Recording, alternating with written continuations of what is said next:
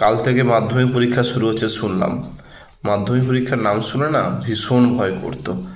ওহ, আমাদের তো মানে গা হাত পুরো ঠান্ডা হয়ে যেত। মিমি, তোমার কিছু হতো না? তোমার কিছু ভয় টয় লাগতো না? না, আমার কিছু লাগতোই না। হ্যাঁ, প্রথম দিন লাগতো, তারপরে আর লাগতোই না। ভাবলাম যে স্কুলেই পরীক্ষা দিতে যাচ্ছি, আর জানি তো আমি মাথায় মাথায় পাস করবো, সেই কারণে ভয় কিসে। ও, যে করে হতো টুগলি করে হলেও ঠিক পাস করো, আমি তো জানি তো।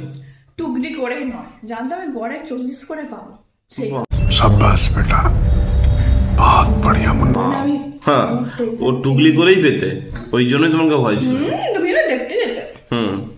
আর আমাদের আমাদের বাপরে বাপ, পাশে যদি কেউ বসে টুগলি করতো না, সেটা দিয়ে ভয় লাগতো। যদি মাস্টার এসে খাতা কেড়ে নেয়।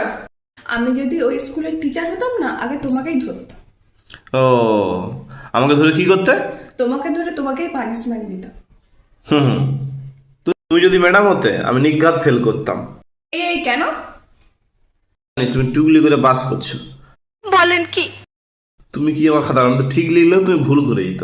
তোমার দৌড় তো আমি জানি ভালো করে। হ্যাঁ। হ্যাঁ।